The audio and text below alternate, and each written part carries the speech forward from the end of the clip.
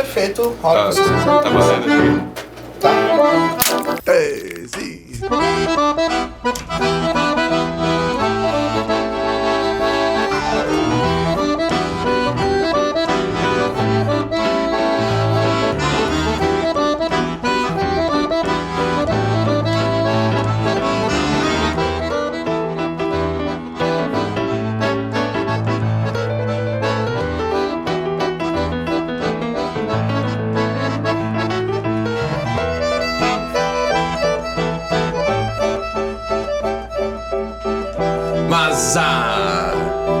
Salve, salve, gurizada! Estamos no ar com o Pô de Toca. Hoje é um episódio muito especial, né, meu amor? Muito especial, muito especial. Carol teve seus compromissos, não pôde nos acompanhar. Que honra, que honra! Honra é minha! Total! Luciano Veronese, Luciano Veronese. Grande mestre. Obrigado, E tá até alegria. sentado numa posição diferente hoje.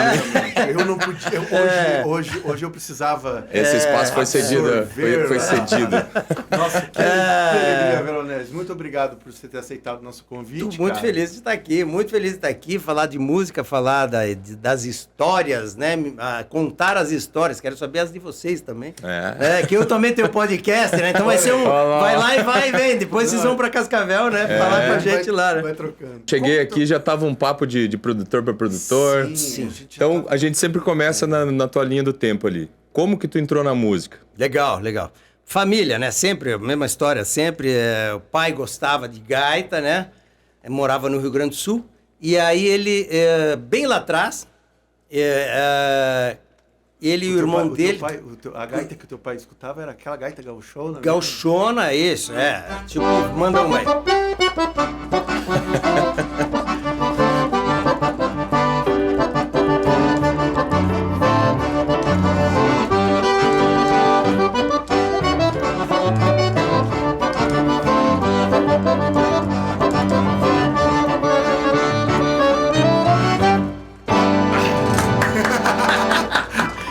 Olha aí. Olha que espetáculo. Era essa. E aí, e ele, com o irmão dele num negócio lá, venderam um caminhão, e no negócio veio uma gaita e um revólver. O meu tio ficou com o revólver e ele ficou com a gaita. E aí, então, imagina, se ele tivesse ficado com o revólver, sei lá, era da polícia, alguma coisa assim. Mas sou músico, né? Porque ele ficou com a gaita. E ele gostava. E ele, motorista de caminhão, viajava e levava a gaita e tal. Não sei o quê. Desde pequeno, eu lembro, então, a gente morava em São Marcos, Rio Grande do Sul, é perto de Caxias do Sul. E a gente tinha vários instrumentos, ele comprava os instrumentos e colocava à disposição lá. Bateria Golpe, que está no meu estúdio até hoje lá, Lilás, né? Foi o meu primeiro instrumento. Com 6, 7 anos eu tocava bateria e tal, meus irmãos tocavam violão, gaita, piano também, minhas irmãs estudavam piano.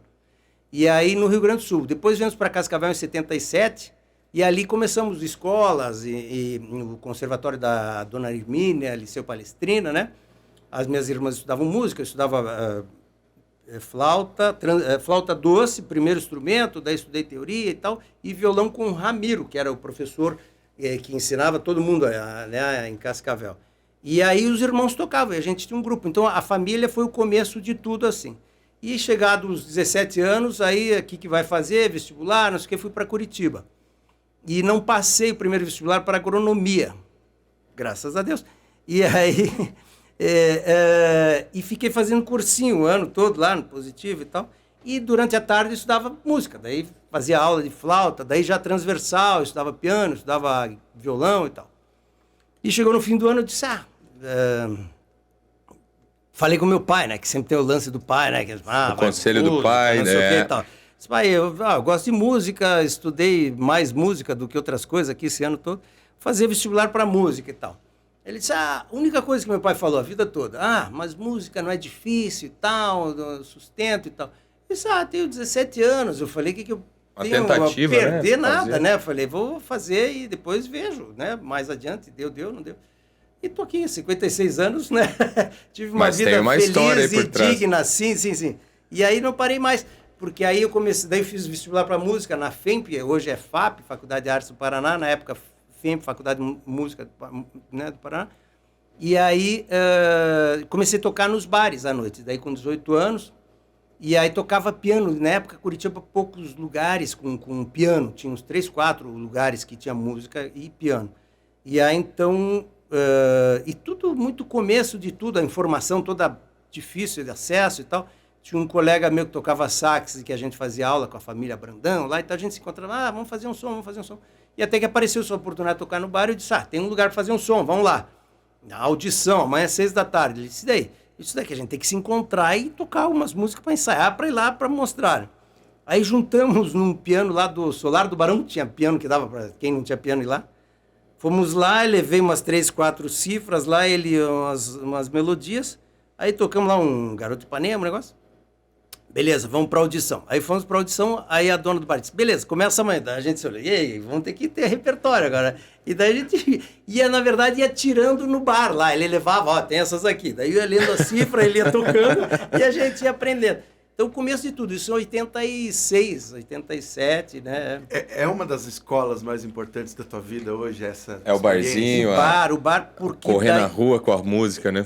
Porque você exercita o hábito de tocar e dar um jeito de fazer a música acontecer. E se virar, né? Se virar, lidar né? com situações dentro da música que você tem que, né? tem que dar volta. Né? No bar, sempre falo, é uma concorrência, a conversa com o que você vai tocar. Sim. Então, o pessoal sempre vai reclamar que a música está alta e você vai achar que eles estão conversando muito alto. E aí, então, você faz sem confusão. Né? E aí, nessa época, daí a gente tinha que já lidar com isso. Você tocar meio se ouvindo mais ou menos e tal, né? Já era um começo, né? E daí criar resistência de tocar 3, 4 horas. Você tocou muito baile. Sim. Você pode tocar 4 horas sem problema algum, por causa do baile, né? Sim. Agora, você só estuda e daí o concerto vai ter 4 horas. Quem faz, né? Mas se você está habituado a fazer o baile, né? Então, o bar também. Na época, se tocava 3, 4 horas. E hoje não. Hoje é mais reduzido. 1h30, 2 horas. É mais comedido, né? Mas cheguei a tocar baile de 6 horas. 6 horas. Imagina, segurando a gaita. Sim, cara. É uma coisa, um preparo físico, mental, né? Uma disposição você tem que ter, né? Dava um intervalinho, a gente tomava uma água, fazia um xixi. E vai, exatamente. E a galera dançando não dá uma pressão, que você não pode parar, né? Estão dançando, você tem que tocar. E banda baile é pressão, né? É aquele... Total. E várias vezes marcação toca 2 horas num lugar, daí viaja para outro lugar, faz 80 quilômetros, daí toca mais 2 horas naquele lugar. Não. Dorme no ônibus, volta. Pesado, né? Dorme. É a escola, né, do músico. É a bagagem, toda aquela bagagem que o cara carrega. Então já veio de Curitiba, tu já... E Curitiba, daí... Buscando. Daí comecei a estudar flauta com a família Brandão. Então tinha já uns contatos de músicos que faziam música instrumental. Então eu gostava de MPB, tocava MPB. E daí comecei a gostar de música instrumental. Essa foi a minha escola ali. E aí surgiu a oportunidade de tocar, até eu estava contando antes. Aí meu irmão trouxe dos Estados Unidos um DX7 da Yamaha, que era um feito, né? E daí um dia deu um probleminha, eu fui lá no pessoal do Reflexo, que era eles tinham locação e tinham uma banda de baile muito boa, né, renomada e tal. Daí ele disse, e aí, você toca alguma banda? Eu disse, não. Ele disse, mas você tem esse teclado, então vem tocar com a gente. O cara nem ouviu tocar. E aí eu fui tocar com ele. Mas naquela época, quem já tinha o DX7 já era. Mas eu acho que era uma arma que tu tinha, já dizia, né? Já impunha respeito. E daí eu toquei com eles um pouquinho, e daí eu mudei para Itália. Fui morar em Roma, daí meus bailes foram curtos, assim, toquei alguns só, mas foram bons, né? Uma boa lembrança que eu tenho, assim, tocamos... Até nunca teve um show com o Ivan Lins, eu era fã do Ivan Lins e tal, Então foi muito legal, que a gente teve a oportunidade de conviver e ver, ouvir de perto, né? Então muito legal. Então Curitiba só tenho boas recordações, alguns shows de música instrumental bem bacana, né? Bons amigos que até hoje, né, cultivo. E Curitiba é uma cidade maravilhosa, né, para se morar, né? Musicalmente também é legal e tal. Tem ido para lá, tem visto a cena? Eu fui, as últimas coisas que eu assisti, que foi super legal, assisti o John Mayer lá na Pedreira e assisti no festival de música que tem lá, assisti o Raul de Souza com o Glauco, com o pessoal e tal, e depois ele faleceu, né? Então foi um show histórico, né?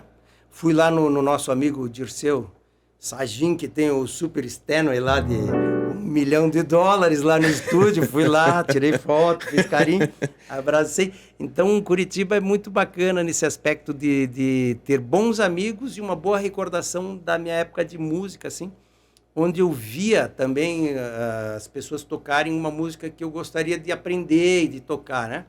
Cascavel, eu tocava música instrumental, que a gente cultivava chorinho, música instrumental brasileira e tal, que um professor, Ramiro Rebouças, que era o nosso professor, já falecido, nos passava e tal. Então esse era o contato com a música instrumental. E Curitiba daí não, daí comecei a ouvir músicos tocando Pat Metheny, coisas legais assim, que eu disse, pô, esse é o som que eu gosto e tal. E aí então foi o estímulo para eu continuar estudando música, né? E daí que eu fui para a Itália. Daí fui para a Itália. Na época, em Curitiba, eu fazia aula com o Wilson Curia em São Paulo. Então, tinha que idade, mais ou menos, quando foi para a Itália? 19. Eu já tinha feito 2 anos da faculdade. Daí... Mas já estava afiado já na... Já estava tocando teclado. Na noite já e tal, E daí na Itália eu fui e tocava violão e voz. Daí, ô Lelê, ô Lalá, pega no casé. É música brasileira dele, né? Feijoada, do descobrimento, churrasco. Isso. Então, na Itália, a música brasileira era conhecida a música de 40, 50 anos. E essa da alegria, do samba e tal, né? Então eu tocava voz e violão nos bares e de dia daí eu fazia aula com o Paulo Pitts, um super pianista e arranjador e produtor, né? Que também era super legal, assim, foi mais ou menos como eu saí de Cascavel para Curitiba, foi eu sair de Curitiba e para Roma. Porque daí chegava na casa do cara, se Curitiba tem um teclado, às vezes eu encontrava com outro amigo que tinha um igual, daí a gente juntava, fazia o MIDI, tocava, né? Era super Como é que legal. você toca, né? Eu toco desse jeito. E daí eu cheguei em Roma, eu ia fazer aula na casa desse cara, ele tinha uma sala como essa, assim, um pouco maior, forrada. Eu acho que ele era muito milionário. Hoje, pensando assim, era forrada de teclados. E nunca foi barato ter bons teclados. Sim. Forrada de teclados, era no centro de Roma e era uma casa daquelas que eles restauram por fora, fica bonito. Dentro ainda mantém tudo. Então, aquelas casas de 2.000 anos atrás, e você entra e chega lá dentro um mundo tecnológico, né, super moderno. E ele tinha estudado no Santa Cecília, se formado erudito, depois foi para Berkeley, nos Estados Unidos, fez os 4 anos de jazz, e voltou e fez regência em Siena. Ele tinha 28 anos, até então ele tinha estudado música, né, muito. Sim. E daí ele dava aula e fazia as trilhas da RAI e tal, na televisão italiana e tal. Então era o cara que eu queria ter sido, o cara, né? Assim, ele teve oportunidade e grana para fazer. E a Itália é bacana coisas. Que eles mantêm viva a música clássica, assim, em qualquer lugar, assim, nas igrejas. Isso, você estava comentando que você morou também lá. Em Bérgamo, Quando você morou lá, você tocava? Então, é por isso que você está falando dos bares, porque eu cheguei a tocar em bar lá, então era... mas a ideia já era um pouquinho mais diferente, né? Dessa ideia. Mas o Brasil, lá é... churrascaria, né? Que vai ter. Churrascaria e aí eles aceitam alguma coisa, né? Tem um MPB, um flirtzinho, mas eles querem ouvir samba, querem ouvir sertanejo. Sertanejo agora, então. Você já tá mais moderninho que eu. Mas 88, Eu fui... Que eles não tinham tomado conta dessa cena ainda, né? Vai pensar que o brasileiro também não pensa que a música italiana é só isso aqui. Mas aí que tá, eu mudei todo o meu conceito sobre música italiana quando eu fui pra lá. Daí... pegar a cena dos italianos mesmo, assim, você ir pra rua e ver... Por exemplo, eu morava numa cidade que tinha feiras no domingo, então você saía caminhar domingo, tinha uma esquina, tinha uma banda tocando. Uma banda de pop, uma banda de rock, então você ia vendo... Exatamente. E eles são bons, né? São bons. Mas, em geral, assim, a música é meio... dor de amor, sempre, assim, é sempre um down. Dor assim, de amor, e eles têm muita referência dos Estados Unidos, do jazz é muito dos Estados Unidos, né? E o pop, daí eles dão uma misturada e tal. Que vem uma mistura da Europa também, que vem de Londres, tem alguma coisa misturada. Aí Nápoles, por aí já tem um lance mais da praia, meio nordeste nosso, assim, que a praia dá um... E tudo diferente, né? Como eles pensam diferente até na música, assim, exatamente. Eu digo, né? Como eles ouvem coisas diferentes em todo... A ilha é pequena, o continente é pequeno ali, mas... Cara, é muita coisa, é muita variedade. E é muito legal. Roma tinha Monte Testaccio, tinha algumas escolas que eram ótimas, mas tudo muito baseado na Berkeley, nos Estados Unidos, assim. Então, você ia lá, você estudava jazz americano, e os caras são bons, muito legais. Mas os originais mesmo, assim, é um ou outro, né? Você vê aqui... Bem que se quis... Todo mundo acha que isso é da Marisa Monte. Não, isso é Pino Daniele, é um napolitano. E a letra é do Nelson Motta. Então, é Pino Daniele. Daí se ouve...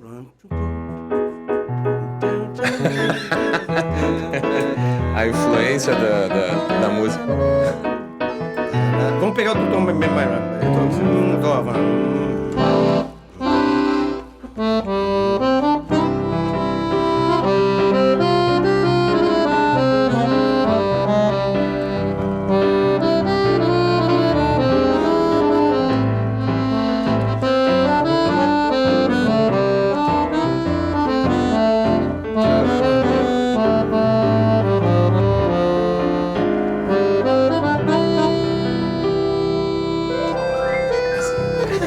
Daniele, napolitano, né? Quando a gente imaginar que... E outro dia eu toquei com a Vika, que esteve aqui, né?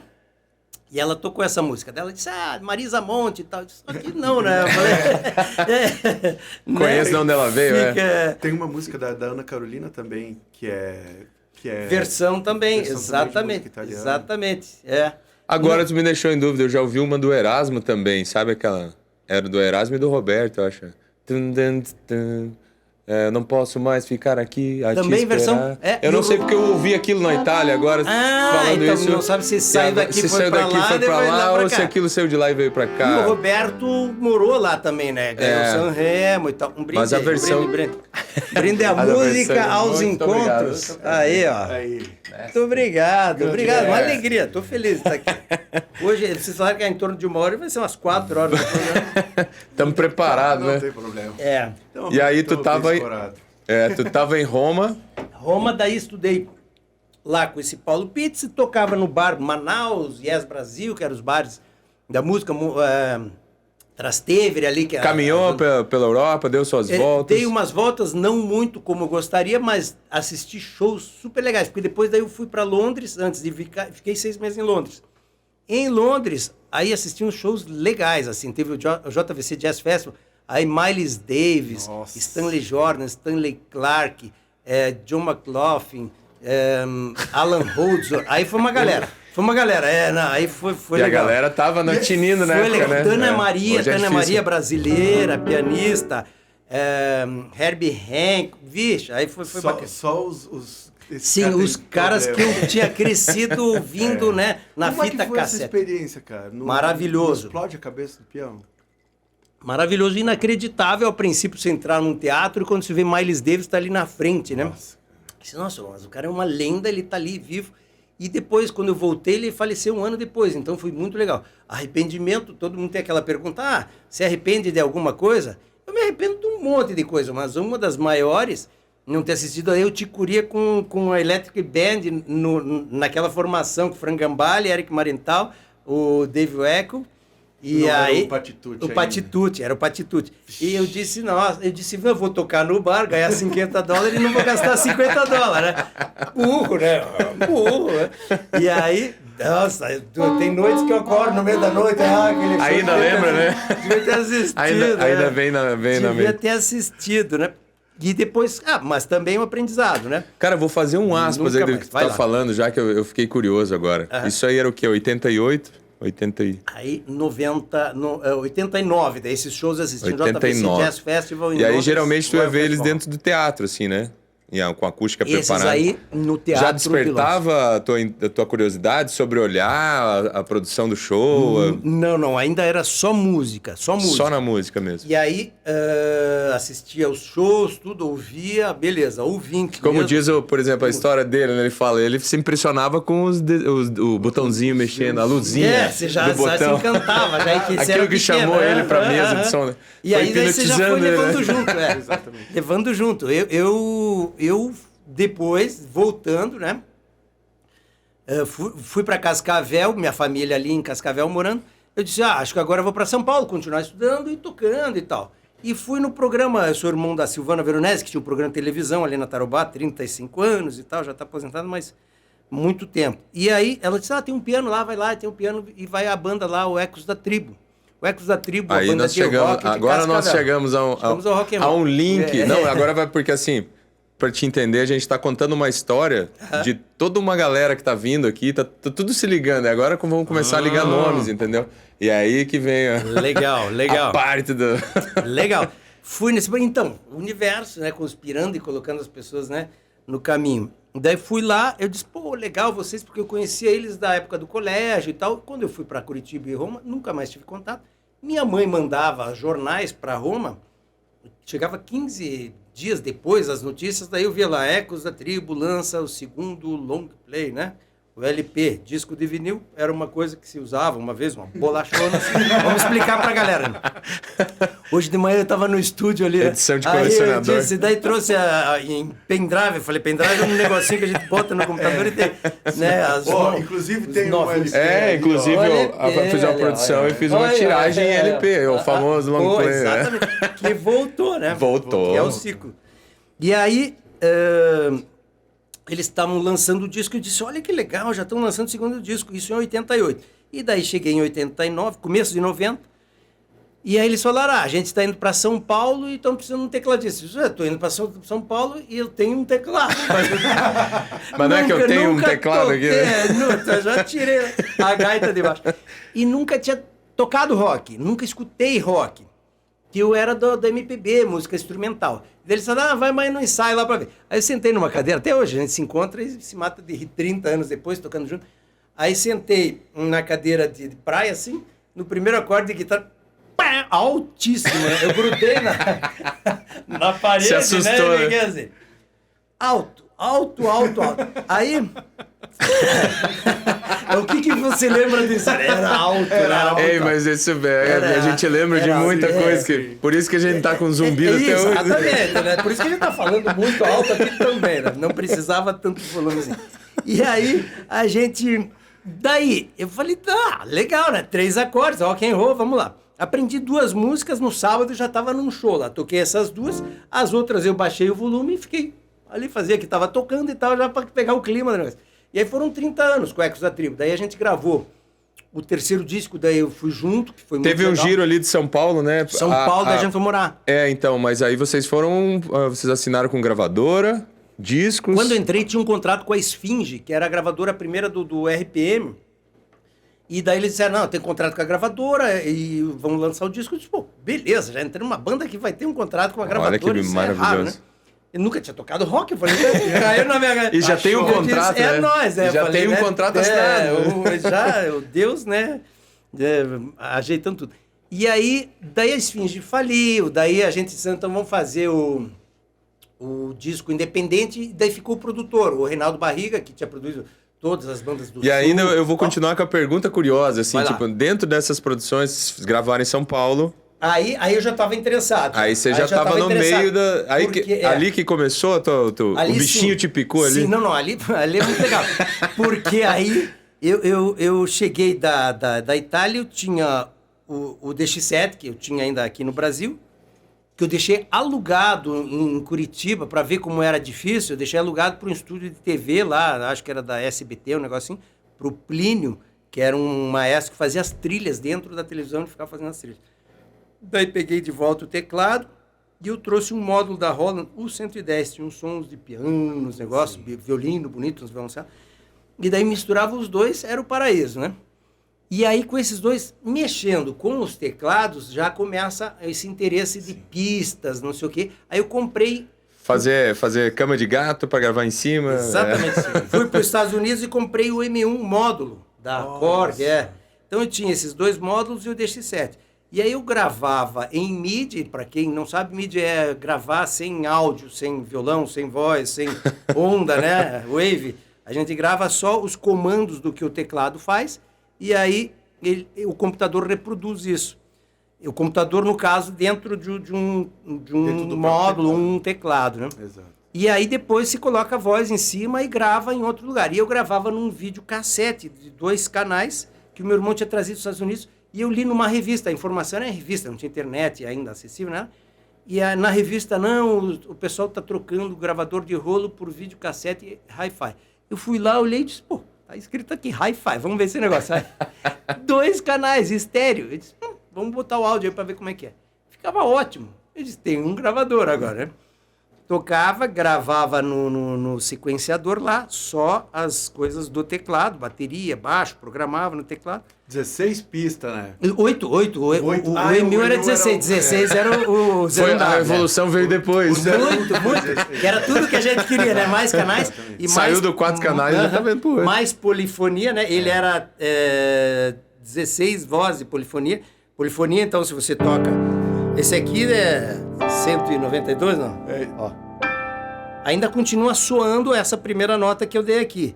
Se tem só 16 notas, quando eu fizer isso aqui, matou essa para de soar, essa né? não soa mais. Então, daí você tinha que escolher o que se ia colocar e tal. Programava tudo, beleza, tá feito o jingle. Agora, então, põe tocar isso aí. Biolange, maravilha, conhece? Os festivais, demais, né? Foi lá, Biolange, vem gravar o jingle do Edgar Bueno. Ele fez desde pequeno. ele fez desde pequeno. Edgar sempre bueno, Edgar bueno demais. Fiz esse jingle pro prefeito, aí ele usou isso 40 anos. Fez 2, 3 famosíssimo. Sim, depois para deputado e tal. E a Biolange que gravou a primeira versão assim. Eu soltei o sequência, ela cantava, acabou, ouvia, ficou bom, a voz está um pouco baixa. Canta de novo, deixa a voz um pouco mais alta. E acabou. Ouvia, já era masterização e mixagem, né? Já estava pronto para fita, né? De lá se passava para uma fita cassete, espalhava para os 7 milhões de carros nos bairros. E assim ia. E assim eu comecei a gostar desse Você negócio. imagina o que era, cara? Você reproduzir... Como é que tu saía da matriz, saía as fitas... Passava para fita e... daí Mas aí uma fita virava matriz e... Sim. Desaguava. Depois, no começo, ia tirando dessa ali mesmo. Aí depois eu comprei um reprodutor de fita, né? Você colocava uma fita e ele gravava mais rápido na outra. Né? E aí você fazia as fitas. Aí fazia fita de rock, tudo, né? Da galera. Cara, você acha, Caio, que a política deve muito ao jingle, cara? Deve aos jingles? Porque é muito interessante você ter sugestionado esse, comentado sobre esse jingle. Foi um jingle que foi utilizado durante 40 anos. Então, independente do valor... E a marca que tem quando você começou a tocar, por exemplo, assim, eu lembro, né? O Edgar me encontra até hoje, ele fez desde pequeno, ele canta. e ele conta histórias. Outro dia estava em Laranjeiras, o cara me abraçou e começou a cantar o jingle e tal. Ele nunca mais vai soltar você. Eu falei, porque era uma época em que o jingle era muito a cara do candidato, era muito forte. Sim. Hoje, depois, a questão de... E carregava toda uma história na letra tudo, ali, né? Tudo, era o carro-chefe do candidato. Vai botar todas as palavras-chave que ele quer ouvir daquilo ali pra frente. O jingle, né? E aí hoje não, hoje é mais pulverizado em outras mídias, outras formas, né? Sim. O jingle faz parte, mas na época era muito importante, porque botava no carro de som, botava no comício, tinha os comícios, né? Depois veio a lei de responsabilidades, negócio, não tinha mais tanto dinheiro para se gastar em campanha, já começou a mudar, né? Então teve épocas assim que eu gravei muito jingle, paródias, as pessoas faziam paródia, iam lá gravar, aí estava feito um playback, já só mudava o nome do candidato e dali gravar. Nossa, gravei muito. E eu devo aos jingles políticos uma parte do meu estúdio, da minha vida. Sim. E tal, porque foi um bom sustento, um bom trabalho, assim, né? Uma boa época. Hoje já é diferente, se ganha os jingles, né? Não tem mais uma... Agora os candidatos estão começando a entender um pouco mais de como o... Parece um vai e volta, é igual tu falou, funcionou. O disco voltou, né? Então a gente voltou uma fase onde tá todo mundo começando a olhar de novo para isso. Exatamente. Que é a parte do branding musical. Tem muitos candidatos que estão assumindo uma postura sonora. E é muito rápido. A gente sabe quanto a gente é capacitado e preparado pelo mundo para identificar o que a música quer que a gente sinta. É isso que você acabou de fazer sobre tudo isso aí. Tocou no piano. Toca uma música, toca outra coisa. Não, o jingle de cara. Exatamente. Nossa, voltei lá, meu Deus. Não. Moleque. É memória afetiva. É um tempo. O tempo passa, o tempo voa e a poupança Bandeirantes continua no bom. Ninguém mais esquece esse negócio. Minha ex-esposa dava aula de musicalização. E ela ensinava a criançada esse ano eu quero paz no meu coração. Quem quiser ter um amigo que me dê a mão. O tempo passa, o tempo voa e a poupança Bandeirantes continua numa boa. As crianças entravam nessa música e não iam pra frente. E sempre. Ela dizia, não, mas não é assim. Ela dizia, não, é assim. A criançada falava, é assim, né? Já ficou. O tempo voa e a poupança Bandeirantes. Eles não saíam desse loop eterno do jingle porque entra muito na cabeça. E a música comunica muito, né? Ela pega o sentimento, ela pega a audição. Tudo que está aqui é música. O ar transmite a música. Então, tudo que não está sólido aqui está transmitindo a música. É muito forte. A gente não para pensar nisso, né? E uma coisa bem interessante que se fala muito hoje na internet sobre posicionamento. E a música que está por trás dos teus vídeos... Ela tá falando... Identifica ela você. Ela tá falando muito sobre você. Personalidade. Então, mas vai me julgar. Aí hoje a gente vai... Então a gente chega nos dias atuais, onde os canais de comunicação são muitos, por exemplo. Na tua época que tu fazia o jingle, o que era? Tu saiu de uma... Aí que vem saiu de uma fita cassete que ia pra outra fita cassete, então ninguém conseguia mexer nisso, né? Aí o que acontece? Hoje tá na rede, vira uma onda... Estamos na nuvem? Como ele me falou? Estamos numa nuvem. Não somos nada agora, né? O material sumiu, olha aqui, ó, que coisa linda, né? Nós vamos chegar nessa história. Chegaremos daqui a pouco. Mas assim, você vê que não tinha como passar na mão de alguém mexer na fita, ou editar o áudio, ou querer não sei o que. Daí, como tem um monte de gente, por exemplo, fazendo, tem que agita a tua rede, agita... Aí sai alguém, você começa, aquilo vai perdendo a identidade, porque ele vai se espalhando, porque mexe na música, mexe no visual, nas cores, e aquilo vai virando uma aberração até chegar no final, entendeu? Tudo, ficou efêmero, né? Todo mundo tem o poder de mexer e uma ferramenta para se mexer, né? Lembra a banda que você gostava? As pessoas podem pegar tuas músicas gravadas e tirar a voz, entendeu? A banda que você gostava, ela tinha que ser escolhida por um diretor artístico da gravadora para gravar. Gravava o disco, tinha que tocar na rádio, na televisão, sair na revista, na novela, fazer muito sucesso. Aí você ficava esperando o lançamento, ia lá, olhava, botava a capa no... Isso era muito forte, né? Mas assim, toda a linguagem que tem dentro desse giro que vocês tinham, tinha um departamento que estava cuidando muito da imagem, das cores de vocês. Pra banda chegar lá, então, já era um funil. Campanhas de publicidade bem sucedidas, na verdade, isso é sobre isso. E hoje, é muito legal, a internet democratizou, todo mundo tem acesso. Mas aí é muito de tudo. Eu canso de abrir o computador e receber uma música maravilhosa, como eu não conhecia, o cara tem lá vários álbuns, e você diz, como é que esse cara existe e eu não conheço? Porque não tem muita gente fazendo e tá tudo nos nichos. A gente conversou, eu acho que enquanto a gente conversou aqui nesse último minuto, acho que 7 mil músicas em minuto são cadastradas nos streaming, Spotify, todas. Imagina. Então é muita gente, né? Muita gente ruim também. É impensável, né, impensável. E daí agora, dando um salto de toda essa sequência que eu falei, hoje a pessoa quer gravar. Beleza, ou ela grava em casa, no quarto dela, com software no computador. Uma placa de captura, e vai. Pronto. Ou ela vai no estúdio e faz, e daí ela lança. Então ela é a gravadora, ela é o diretor artístico, ela é o publicitário, ela é a venda, e ela vai tocar, a pessoa que vai fazer tudo. Nisso vão se destacar os que conseguirem manter toda essa cadeia, né, em equilíbrio, e ter talento, e fazer, né? A disciplina de se manter também. Tudo, porque daí sempre caiu fazendo. tudo nas costas do artista ter que se virar sozinho. Aí você pega a Billie Eilish e ganhou o Grammy sem gravadora, né? Sim. Então isso é um feito histórico, né? Começou uma mudança radical de que não precisa mais toda aquela estrutura. Só que daí ela é genial, o irmão genial e tal, não sei o quê, fizeram não se vira uma regra, né? Em casa, Não é que deu certo fazer com em casa. Pra ver se você vai ganhar o Grammy, né?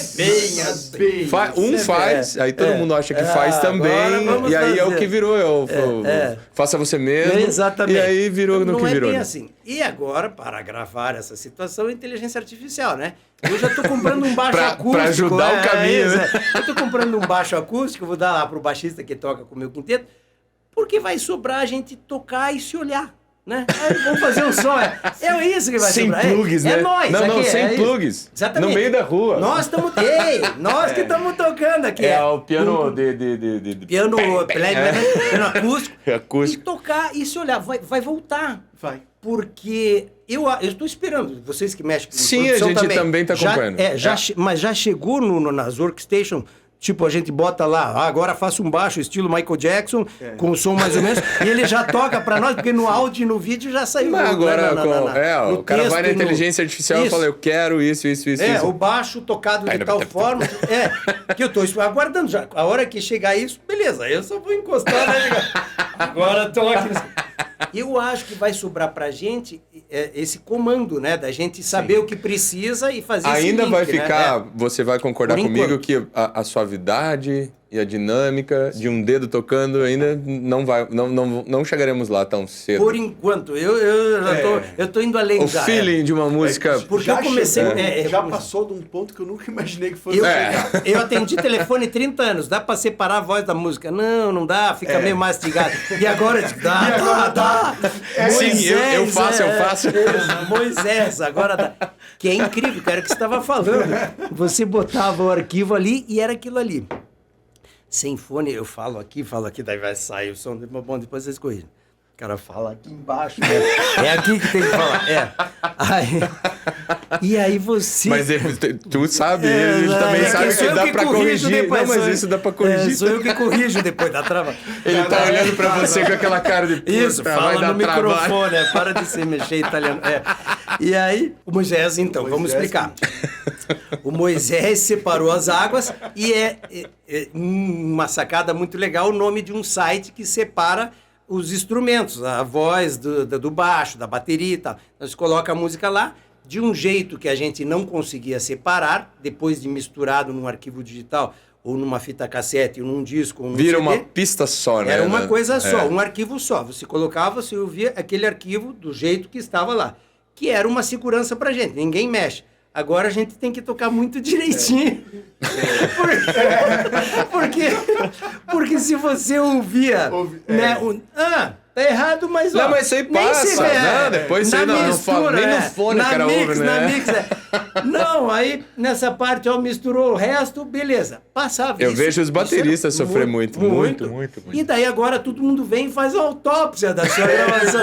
Não é justo, né? Ele abre o corpo e vai destino. Olha só, né? Agora, se ele tocou... olha entendi, aqui, pianista. Baterista de estúdio. Mas esse cara aí é o Juquinha que a gente... o famoso Juquinha. Fica no bar, que vai lá, pega a coca, né? Encosta, ele tá te olhando tocar assim, né? Fala...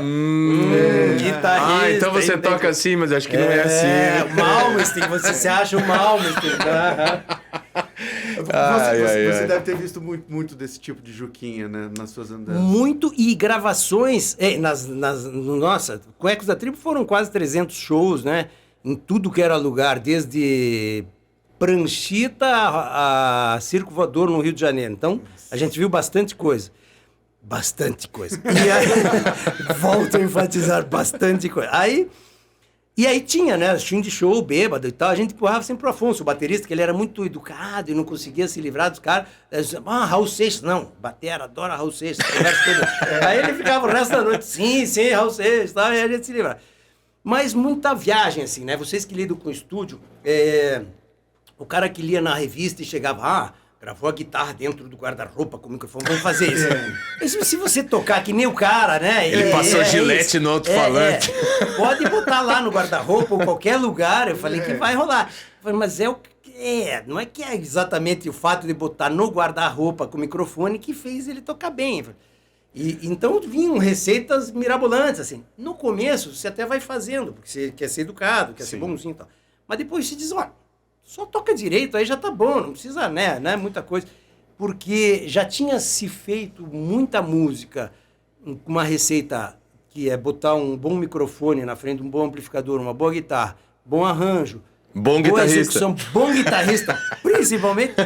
É um kit completo. E aí já começa a facilitar a mixagem e a masterização já, né? Não precisa você ter milagres, e os plugins são ótimos, adoro, né?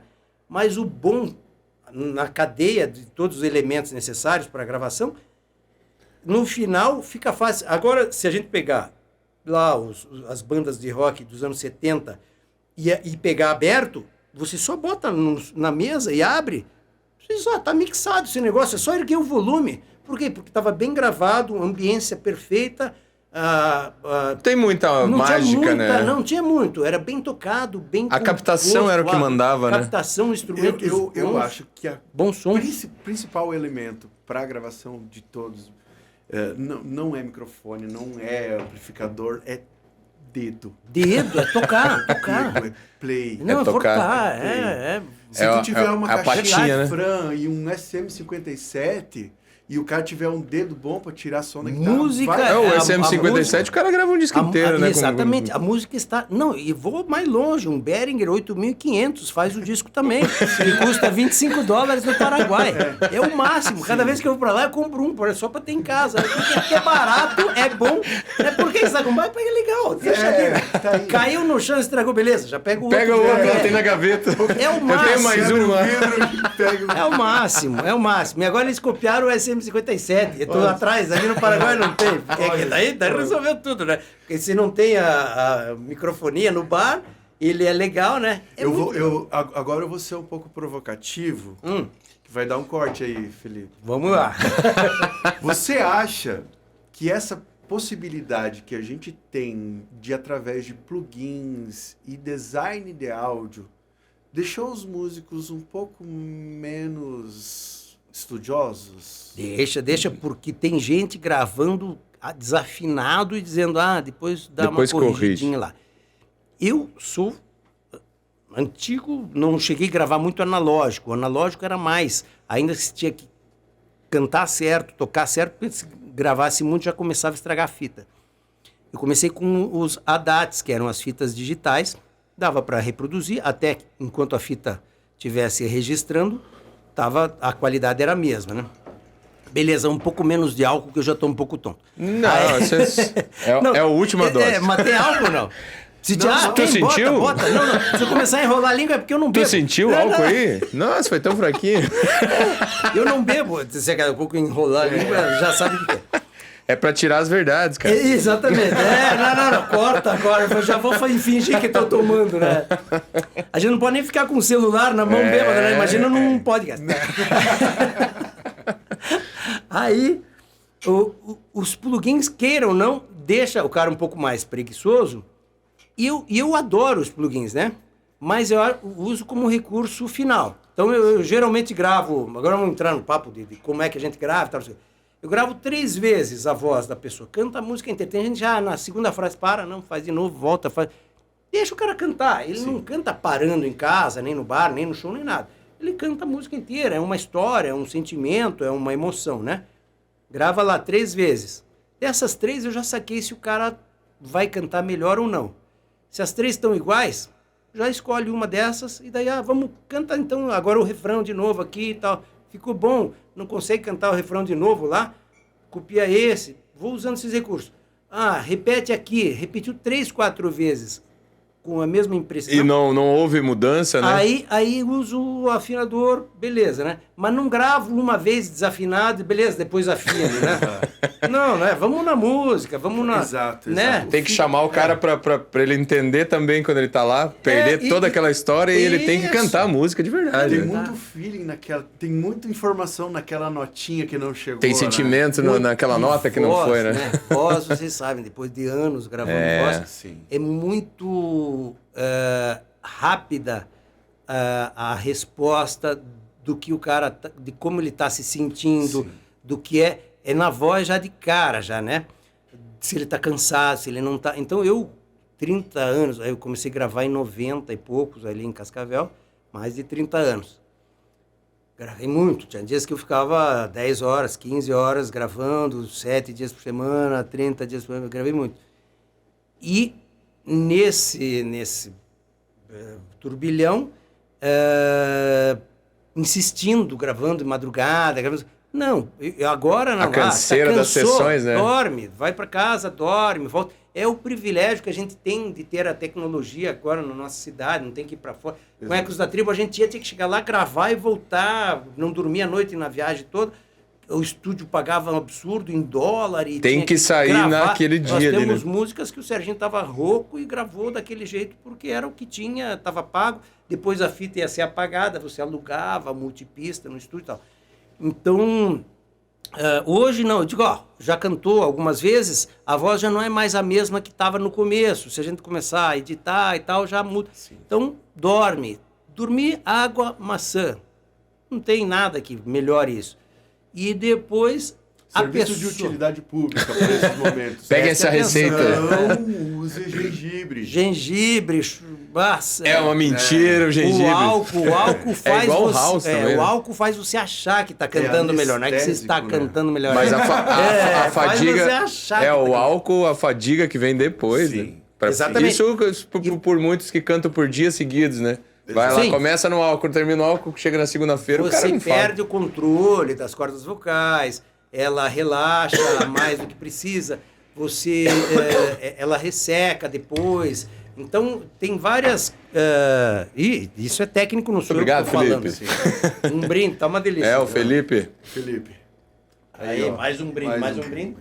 Muito bom. Que é muita história.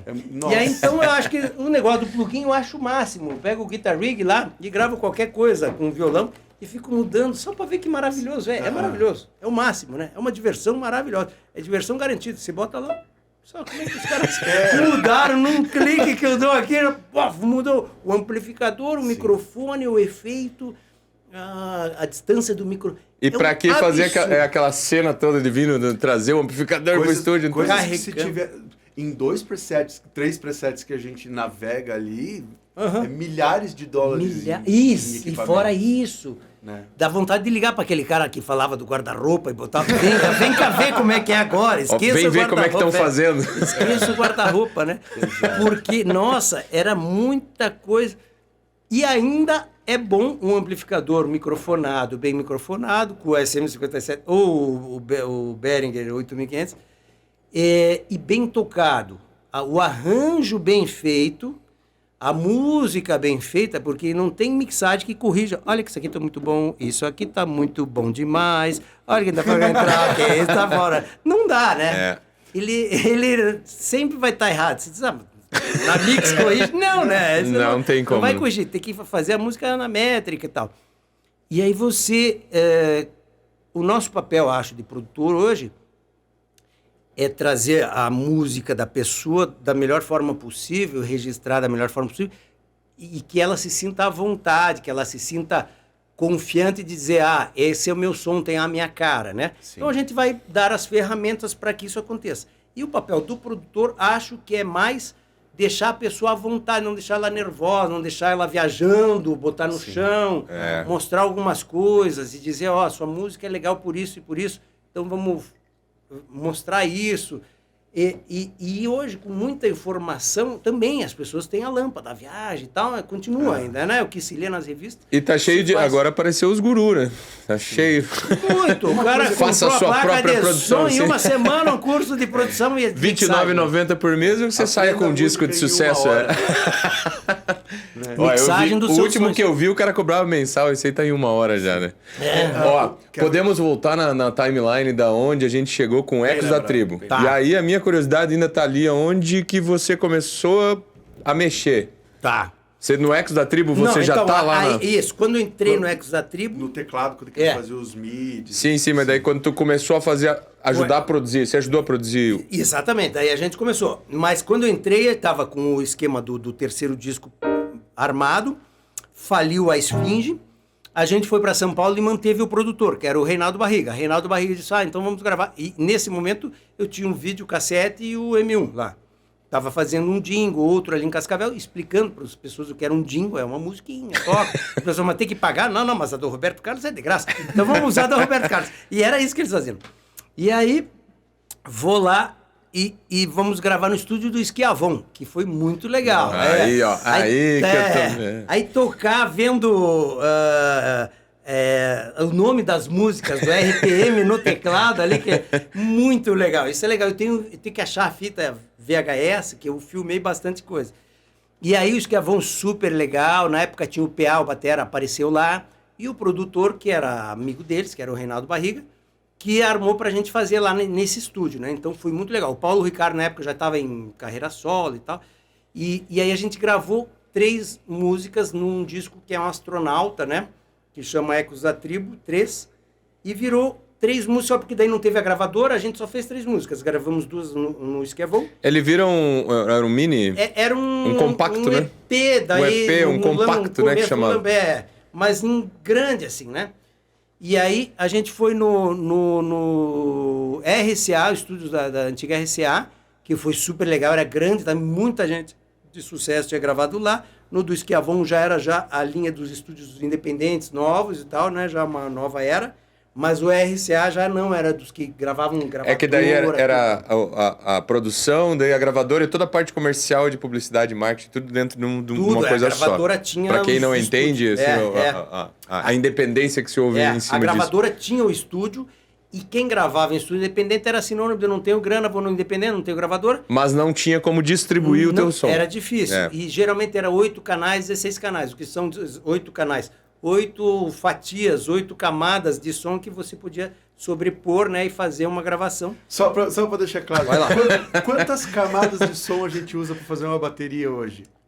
Quantas o computador tocar? A gente não para de abrir pista, porque Quantas agora é pistas, infinito. É infinito. Quantos anão precisa para tocar essa bateria? É infinito. Era 8 pistas, a gente usa hoje, no mínimo, para fazer uma bateria, 14, 15 canais. E pode dobrar. Se você disser, esse pedacinho ele vai tocar, mas vai ser mais suave. Você pega, vamos abrir mais esses 15 canais lá e faço uma outra mixagem, uma outra forma. E hoje, no final, é só o tamanho da MIDI que vai ser no final, né? Em wave, né? Exatamente. Da maior possível. Então, isso era quase 1 giga de uma música. Eram limites que a gente não tinha. E hoje, com o computador fazendo isso, a gente faz tudo dentro do computador, o que era em gravadores de rolo, né? E é um podcast didático, a gente vai explicando um pouco aqui, porque também é legal para as pessoas saberem como é que se gravava. Então, eram em fitas de rolo. E acho que até músicos que estão vendo, assim, não tem noção. Os novos, às vezes, não tem, né? Não, e até talvez um pouquinho mais, assim, não tenha pego essa parte também. Não se interessou por essa parte. Do analógico. Então, a fita multipista era mais larga e era um gravador gigante que custava $80 mil. E aí, tocava essa fita e ia gravando em várias cabeças. Aí, depois, você acabava a gravação, se fazia a mixagem. Passava por uma mesa de som, regulava os volumes, o que precisava, ia para uma outra fita que eram 2 canais. Isso que ficava o arquivo final. 2 canais numa outra fita de rolo. Essa fita de rolo da multipista era apagada, porque a gente pagava aluguel da fita. Era caro. Quem tinha grana comprava a fita, ficava com a fita, vou remixar, não sei o que, beleza. Mas quem não tinha grana, nós, por exemplo, nós só ficava com a matriz, né, da finalização. E aí gravamos 3 músicas nesse projeto aí. Nesse aí, eu estava começando a gravar. Aí Reinaldo Barriga disse, você grava no vídeo e tal. Ele saiu nos Estados Unidos um sistema de gravar em videocassete multipista, 8 canais. A DAT, da Alesis. Eu disse, ótimo, meu irmão mora nos Estados Unidos, carta, veja aí nas lojas como é que é. E ele assinava para mim a Keyboard Magazine e a Mix Magazine. Então eu tinha acesso à informação por ali, chegava um mês depois, a revista vinha por correio, e eu lia ali, aqui no Brasil era Som 3 que tinha, né? Depois começou a música tecnologia, backstage e tal. E aí começou a aparecer as reportagens, eu disse, isso mesmo que eu quero. Meu irmão mandou um folder lá, ele disse, manda ver, $4.300, um gravador de 8 canais, pra você gravar em fita. Aí fui para lá em 92 buscar o gravador, e daí comprei o 01W, da Korg daí. Que daí era 16 canais. Diretoria agora, né? Temos 8 pistas de áudio, né? Para quem tinha um estéreo. Dá para gravar, dava para fazer as emendas, as edições, né?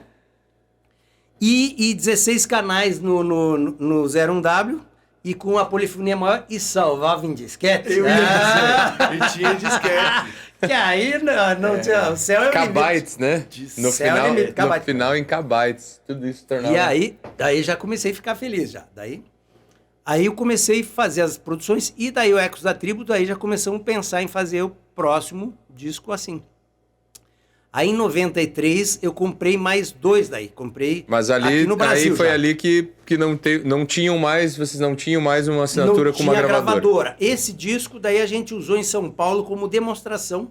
A gente foi em alguns programas de TV, aí que surgiu da gente participar de um concurso da Rádio Cidade, que era a música da cidade, rock na cidade, sei lá. E a gente ganhou e foi para o Rio de Janeiro tocar no Circo Voador. Circo Voador. Abrimos para o Barão, foi muito legal no Circo Voador, então foi histórico, lendário para nós. E aí tocamos... Abriu o show do Rolling Stones. Aí fizemos programa MTV, programa do Bolinha, tem no YouTube. Pouquíssimo material a gente tem de foto, de vídeo, não tinha muito. Os discos mesmo de vinil, volta e meia encontro alguém de Cascavel, eles dizem, eu tenho disco, vou passar lá pegar porque eu não tenho. A gente dá para uma reportagem, para outra, quando você vê, acabou, né? Então não sobrou o meu, né? Exatamente. Aliás, até lembrei, chegando, eu vou mandar mensagem já de um cara que falou que tem, vou lá buscar. E aí, então, esse disco virou um disco demo diferente. A gente chegava, tem uma história interessante, a gente foi naquele programa, acho que era na TV Record, que tinha um globo grande atrás, assim, um mundo. E daí conversamos com o produtor, ele disse, a gente tem uma banda, não sei o que, legal também. Ele disse, bacana. Ele disse, que legal, uma demo em vinil, isso é diferente, porque sempre é fita, cassete, ou se tinha gravadora, né? Ele disse, legal, vamos tocar com a gente aí 1 hora? Ele disse, beleza. Aí um dia ele ligou, vamos tocar em Guarulhos lá, quer ir lá tocar com a gente e tal. Nós não tinha nem grana para ir para Guarulhos, nós estávamos lá em São Paulo. E nós ia vir para Cascavel. Nós, não vai dar esse fim de semana, beleza. Então tá. Passa um tempo, a gente volta de São Paulo, estamos aqui. Surge Mamonas Assassinas. Aí, acidente, trágico, morre. Aí quando começa a contar a história do Dinho, aí trabalhava num programa, tinha uma banda chamada Utopia, nós olhamos, peguei a agendinha, era o Dinho, nós tínhamos falado com o Dinho, dado o disco para ele. Ele convidou a gente para tocar junto lá em Guarulhos. Nós não fomos porque não tinha grana.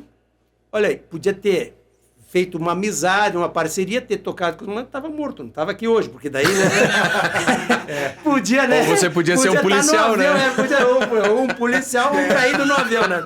Ou os universos paralelos. Você viu? Sempre vendo talvez lá em outra frequência tu tá lá, numa né? outra dobra do tempo, né? Vai que a gente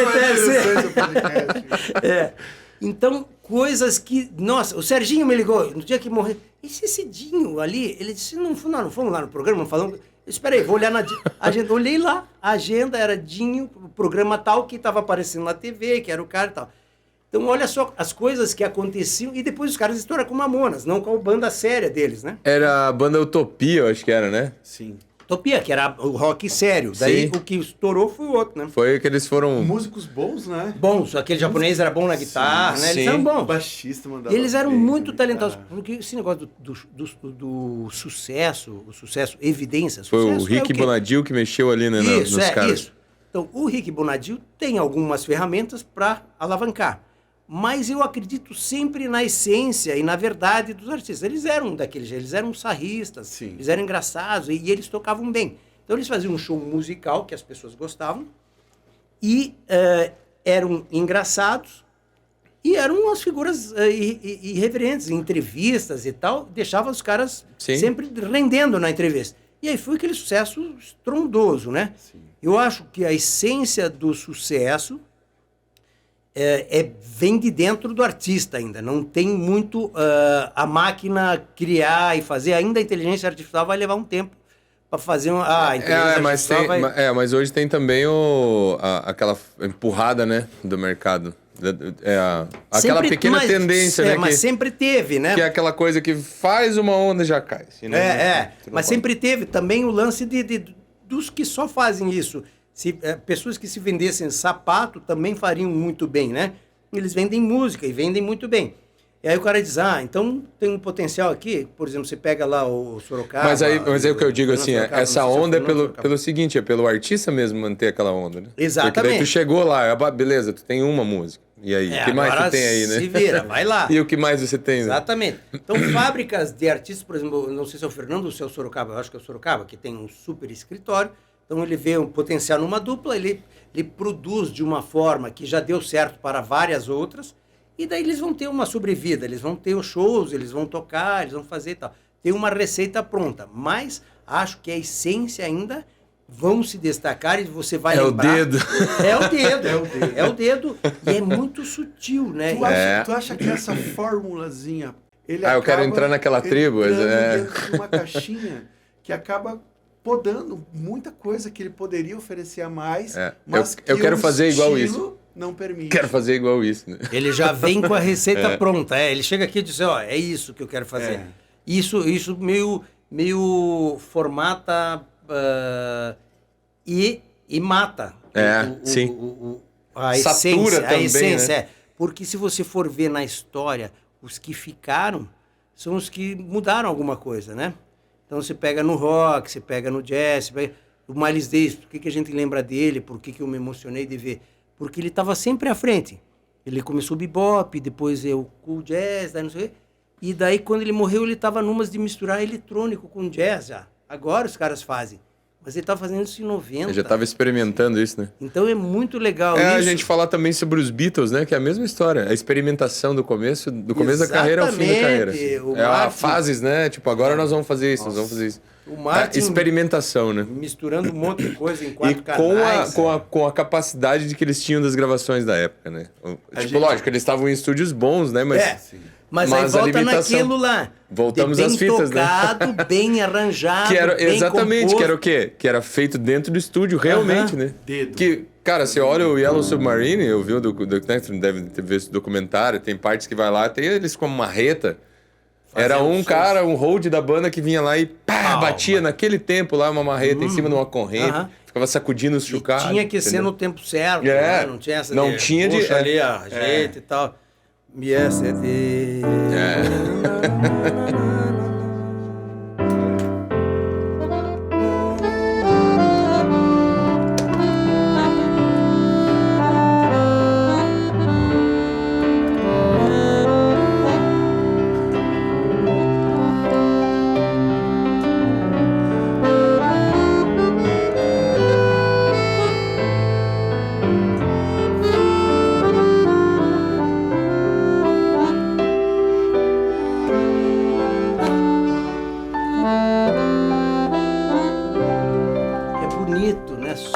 Piano e gaita, nós nunca ensaiamos nada, estamos fazendo aqui.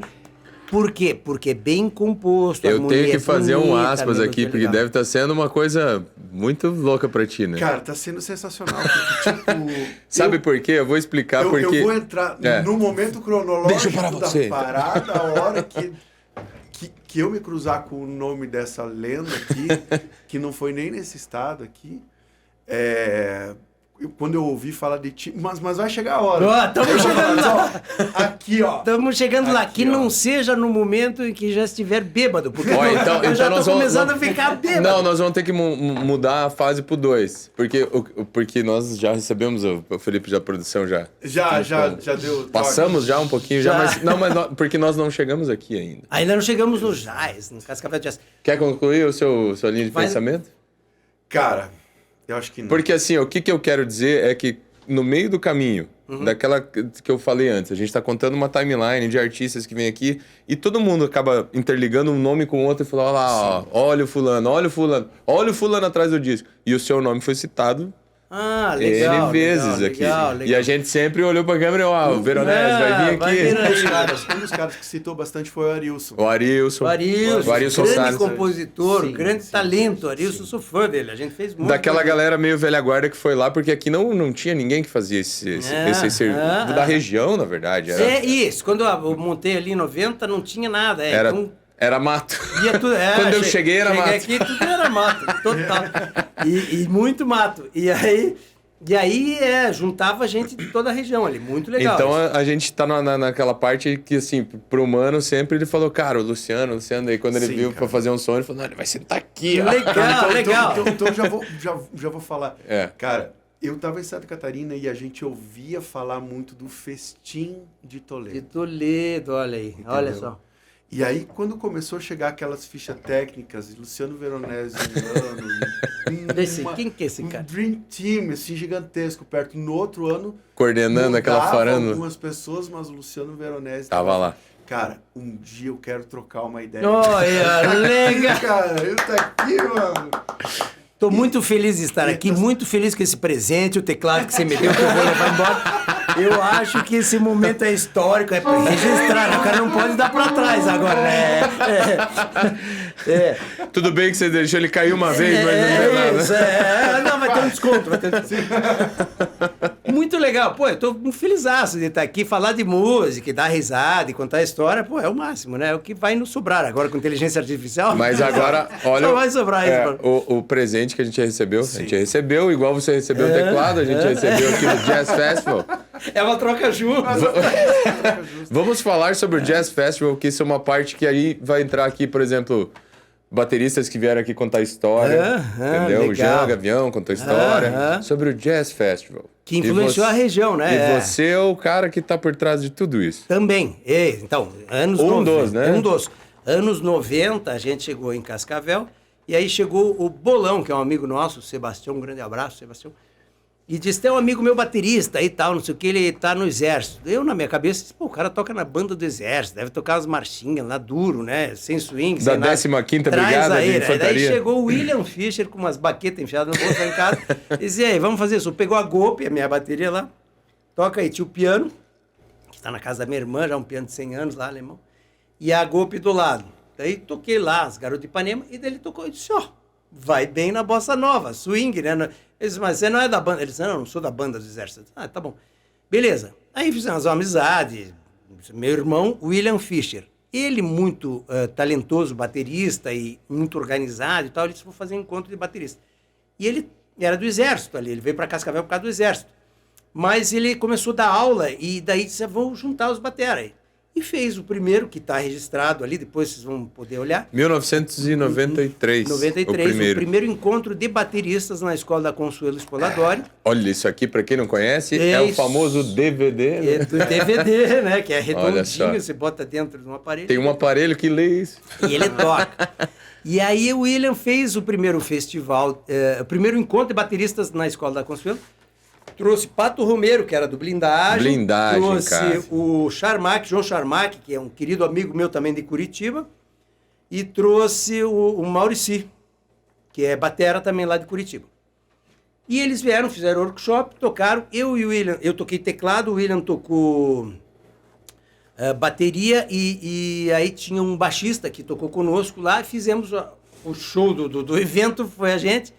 Tá ali a foto ali, ó, essa foto histórica. O Paulo Martins, que para quem não sabe é baterista também, tá ali todo mundo ali, ó. O William e todo mundo. E aí ele fez 5 anos de baterista. Segundo ano, daí, segundo encontro de bateristas.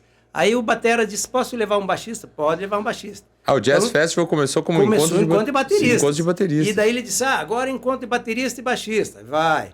Aí encontro de baterista, posso levar um guitarrista? O guitarrista foi o último, então. E é o guitarrista a última. Maldito e aí, quando chegou na hora do tecladista, ele disse, não, agora vamos fazer um festival de jazz que já junta a galera. E aí virou o Cascavel Jazz Festival, em 94? Não sei pelo que eu tô vendo aqui, 94. Isso, a hora que vira o jazz é por aí.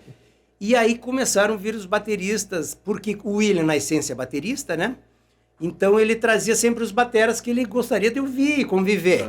E isso foi sensacional, porque aí veio o Albino Fantozzi, olha, Maurício Leite, que é amigo nosso, que veio inclusive aqui em Toledo, a gente acabou trazendo para cá para tocar no festim. E aí a gente fazia, teve uma edição que teve 5 dias de shows com André workshops, do Ira. Nossa, era uma coisa absurda do que tinha de produção, de trabalho e tudo. E eu sempre junto com ele, aí sempre fazendo captação de áudio, fazendo a parte de som, tudo que precisava a gente fazia porque era um negócio de paixão, assim, ele é apaixonado por isso, né? E aí ele começou a fazer também outros lugares chamava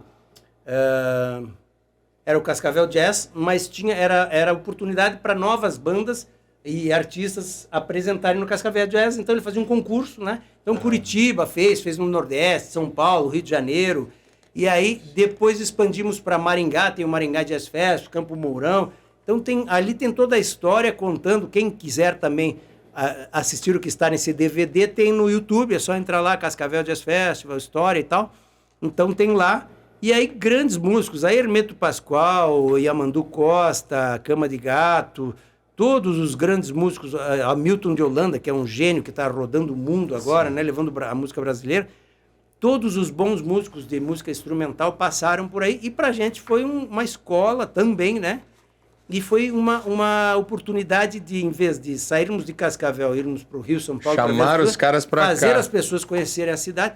Tanto que uma vez nós estávamos na Feira de Música em São Paulo, era na AES lá. E, na verdade, isso deu uma pulverizada em Cascavel e na região. Cresceu, assim. Sim, porque isso, na verdade, expandiu a cabeça musical de muita gente. Muita gente. Nós estávamos na cantina lá em São Paulo, aí o Pepeu Gomes estava na feira, tocando nos estandes e tal. Aí ele falou, e viu na nossa camiseta Cascavel Jazz. Cascavel Jazz, quero tocar lá e tal.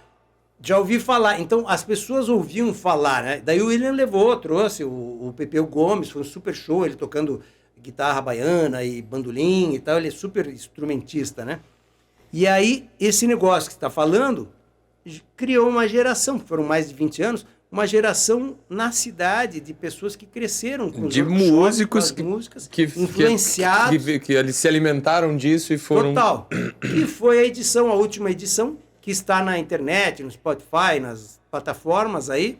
A gente fez um CD, que é um disquinho, assim, que bota num aparelho e toca. Hoje ele está na nuvem? Isso, agora estamos, né? Estamos todos na nuvem. Estamos todos virtuais.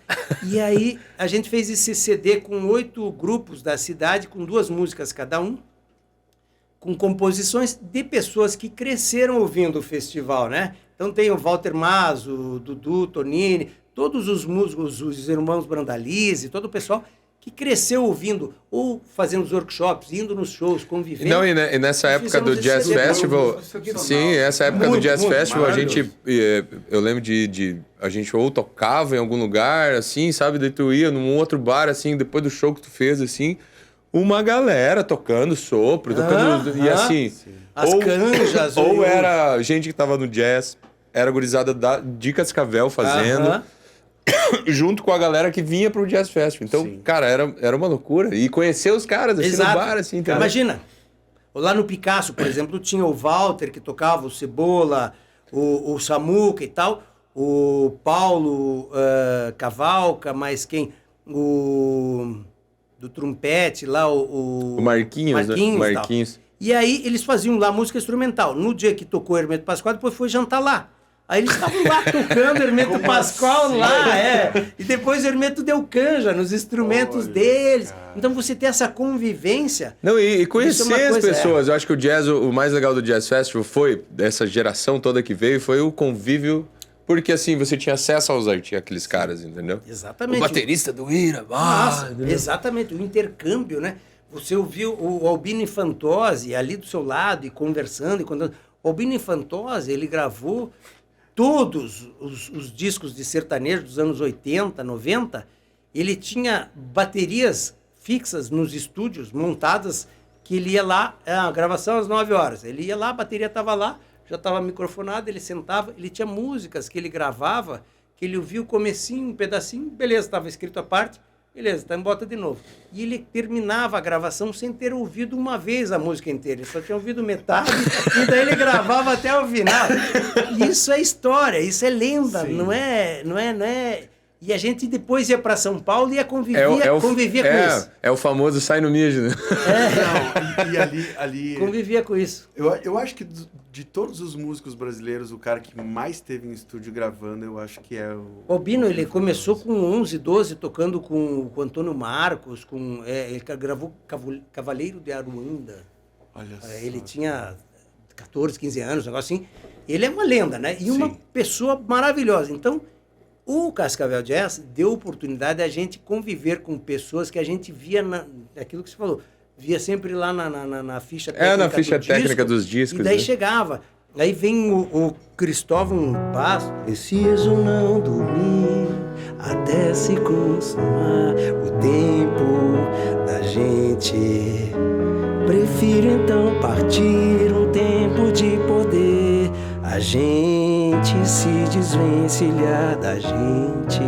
O Cristóvão Basso foi lá, tocou. O cara que fez essa música, que eu me emocionava ouvindo isso, e daí o cara vai lá, ele fez isso com o Chico Buarque, que é a lenda também das letras e das melodias, e daí o cara tava lá, você podia conversar com o cara, conviver, e como a gente participava da produção... Ter acesso aos caras aqui, mais como nós ainda. Estávamos aqui, né? Você jantava com as pessoas, você ia no hotel... Se é depois o cara vai no teu carro, vai né? Vai lá no estúdio, é isso. Exatamente, iam lá no estúdio. Vamos lá, não sei onde é isso, vamos lá, né, cara? Então eu recebi. E aí, esquece que os caras também são seres humanos, né? Teve um show antológico que eu assisti no Cascavel Jazz, que foi o nosso trio.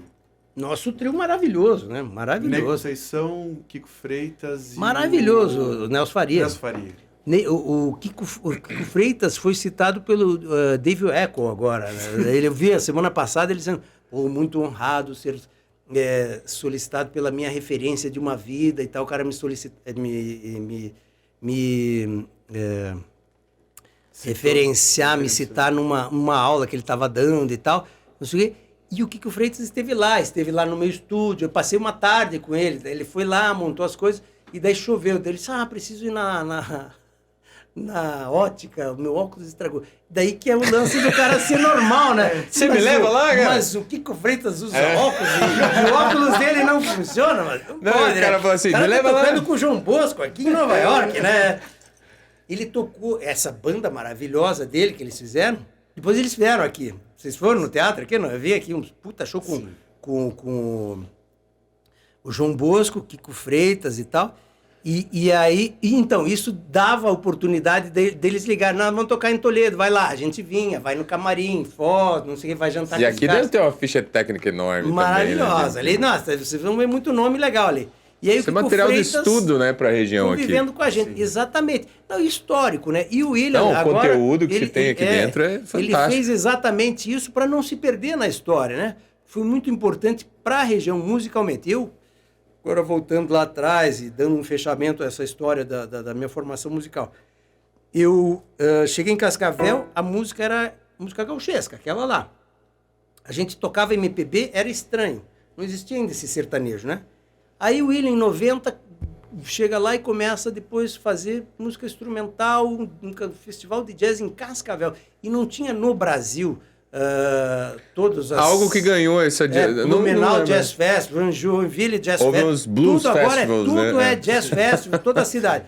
O William começou isso aí. Só tinha um free jazz em São Paulo. Tanto que teve um repórter um dia, ele estava lá nervoso, né? Entrar ao vivo. Estamos aqui no Cascavel Jazz Festival, vamos entrevistar Hermeto Pascoal. Estamos aqui no Cascavel Jazz treinando, entrar ao vivo, né? Jornal das 8, Rede Globo, né? Estamos aqui no Cascavel. E ele treinava e suando frio e tal.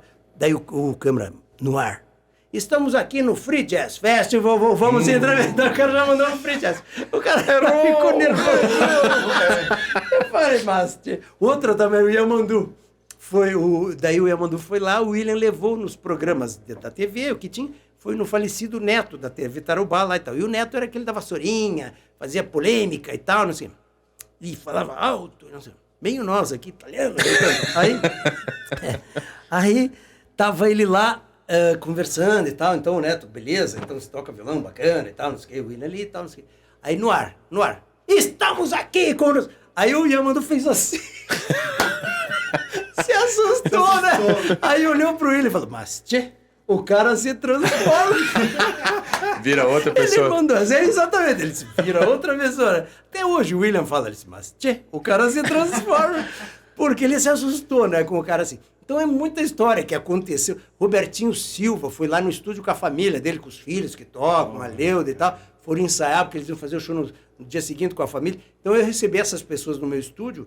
É uma coisa impossível não fosse essa iniciativa do William, essa iniciativa do Cascavel Jazz Fest, e da gente ter essa oportunidade de ter convivido. Não, e ter criado um circuito fantástico, cara, que foi o Jazz Festival. Sim. É uma escola. E a probabilidade disso voltar? Se o William parar de trabalhar bastante, como ele trabalha muito. Ele tem que estar nas férias, daí ele não tem nada para fazer. Vou fazer o Jazz Fest. Dá bastante trabalho. Ele Tomara que aconteça isso aqui. Trabalha um ano. Essa edição foi comemorativa que a gente fez, né, o ano passado. Então fez o CD. CD é um negocinho redondinho. e aí tá na internet, para quem quiser ver, mas justamente que é um fechamento da formação das pessoas que cresceram com o festival. E que aí fica registrado. Na verdade, daqui uns anos a gente não vai ser mais nem uma foto na parede, né? Mas aí, tá se estiver na nuvem, Veronese, a gente tá aí. Já recebemos informações aqui do Felipe. Essa primeira visita do Veronese a gente encerrou. Vamos marcar a segunda, com certeza. Não, vamos ter que falar sobre o festival. Mas o nosso tempo está... A pergunta... acabado. Tem uma pergunta. Vai rolar a pergunta. Tá. Se não rolar, não dá certo. Tem que rolar. Veronese, a gente tem meio que uma tradição já quase aqui no Pode Toca, que é perguntar, interpelar o nosso convidado sobre uma parceria de vida. Com quem você subiria no palco para fazer um duo musical? Não importa se esteja vivo ou já não esteja mais entre nós. Se for possível ou impossível. Qual música você tocaria nesse duo? Egberto Gismonti me vem à cabeça, que é o que me influencia, E eu acho que eu tocaria Palhaço. Vamos encerrar com essa música, então? Por favor. Muito obrigado, Veronese. Grande honra para nós. Uma aula hoje, esse podcast. Muito obrigado por esse material. Total, obrigado. O Delmo manda pelo correio depois para você. Valeu. Não vou levar já. Encerrando com o mestre.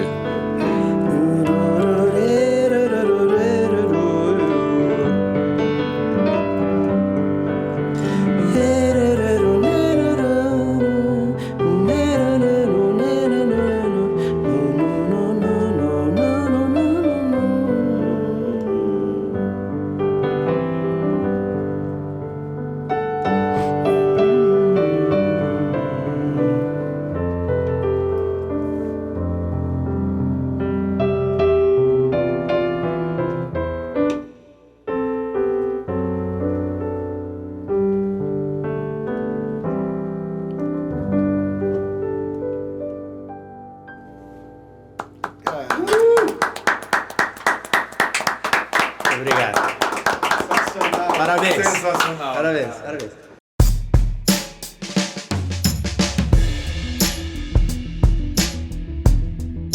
Pode tocar.